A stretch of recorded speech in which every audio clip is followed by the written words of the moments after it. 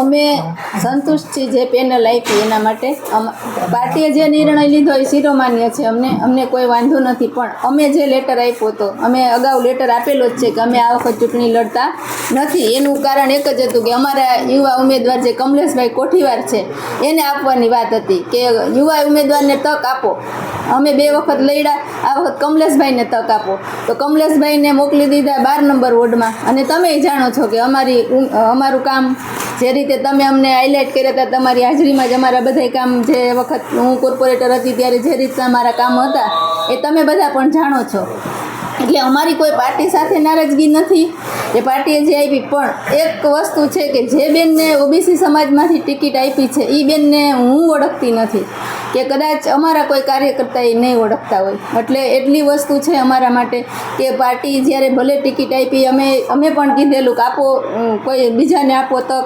પણ એક વસ્તુ પાર્ટીએ કરવી જોઈએ કે જ્યારે એને આ લોકોએ ડિસિઝન લીધું ત્યારે એ લોકોએ અમને સાથે રાખવા જોઈએ. પેનલ બનાવી ત્યારે અમને સાથે રાખવા જોઈએ કે આપણા વોર્ડમાંથી 13 નંબર વોર્ડમાંથી તમારા બદલે બીજા કોઈને ટિકિટ આપવાની છે તો આપણે કોને આપી શકીએ, આપણા વોર્ડની અંદર આ કોણ મજબૂત ઉમેદવાર કહેવાય. એટલે આ વસ્તુ પાર્ટીએ કરવી જોઈએ. એટલે આ બેન જે આવ્યા છે એ બેનને અમે કોઈ ઓળખતા નથી. વાત અમારે કમલેશભાઈને દેવાની હતી, કમલેશભાઈને 12 નંબરમાં મોકલી દીધા, તો એ અમને પૂછવું જોઈએ. બેન, માનો છો કે કમલેશભાઈ છે એ જો અહીં ઉમેદવાર હોત તો ફાયદો થાત નવા બેનાઈ વચ્ચે, જેથી કોંગ્રેસને નુકસાન થશે? 100%. કમલેશભાઈ યુવા છે, પ્લસ છેલ્લા 25 વર્ષથી કોંગ્રેસ સાથે જોડાયેલો છે, NSUIથી જોડાયેલો છે. પોતે કોંગ્રેસમાં તો કોલેજમાં તો ત્યારથી જોડાયેલો છે NSUIથી. એટલે અને ખૂબ મહેનતું છે. એટલે ખૂબ ફાયદો થાત, સારો ફાયદો થાત પાર્ટીને, અને એ પોતાની સીટ લઈને પણ આવત. એવું અમારું ટિકિટ જે વેચાણી છે, જે આપી છે, એમાં શું લાગે છે? વેચાણી ના કહેવાય, પાર્ટીએ ડિસિઝન લીધું છે. કાર્યકર્તાને આપી એ જે પાર્ટીને જે યોગ્ય લાગ્યું એ. બાકી તો જે શેર પ્રમુખ ને બધા ડિસિઝન લે એ બરાબર. અમને સંકલનમાં રાખીને કરવું જોઈએ, એટલી અમારી નહીં. અમને બોલાવ્યા નથી કે ભાઈ આપણે 13 નંબરની વોર્ડની અંદર તમે લેટર આપ્યો છે, તમે નથી લડતા, તો કમલેશભાઈને અમે 12 નંબરમાં આપી છીએ. તો તમારી દ્રષ્ટિએ આ વોર્ડની અંદર કોણ મજબૂત કહેવાય, કોને આપણે ટિકિટ આપવી જોઈએ, આપણે જીતવા માટે, પાર્ટીને આપણે સપોર્ટ કરવા માટે, કે આપણી સીટ આવે, વધારે આવે એના માટે. તો આ બેન મિસ્ત્રીના છે, પણ બેનનું મેં પણ ક્યારેય નામ નથી સાંભળ્યું.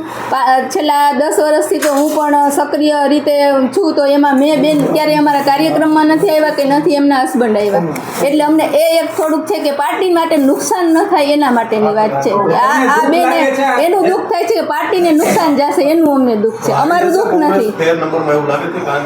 એ તો જો મતદારોએ નક્કી કરવાનું હોય. એ હું એમ ન કહું કે હું જીતીશ. હું ખુદ ગયા વખતે આવી હતી, બરાબર? હા, મજબૂત એટલે એક બેન થોડાક. તમે વોર્ડ નંબર 13 ના પૂર્વ કોર્પોરેટર થઈ ચૂક્યા છો. હવે વોર્ડ નંબર 13 માં બેનને જે જવાબદારી આપી છે, તમે એને જીતાડવા માટે કામ કરશો? ચોક્કસ કરશું. અમે પહેલા એ કીધું હતું અને હજી એ કહી છે કે કોઈ પણ ને આપે પાર્ટી ટિકિટ અમારા માટે શિરોમાન્ય, પણ કોઈ મજબૂત ઉમેદવાર આપવો જોઈએ પાર્ટીએ, એટલી ખાલી અમારી. કામ આધારિત થાય છે કે વહીવટી પ્રક્રિયા?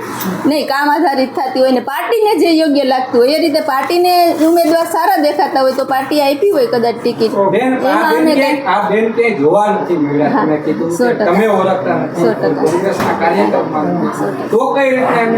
આમાં જો સમાજની દ્રષ્ટિએ આપી દીધી હોય કે મિસ્ત્રી સમાજનું મતદાન જાજુ હોય તો મિસ્ત્રી સમાજને આપી હોય. પણ મિસ્ત્રી સમાજમાં એવા બધા ઘણા છે કે અમને સંકલનમાં રાખ્યા હોત, અમને હારે રાખ્યા હોત કે મિસ્ત્રીના બેનને આપવી છે, તો અમે સજેસ્ટ કરત કે કોને અપાય ટિકિટ, કોને ન અપાય. કેટલા મતદારો છે મિસ્ત્રી સમાજના? મિસ્ત્રી સમાજના આશરે મતદાન તો હશે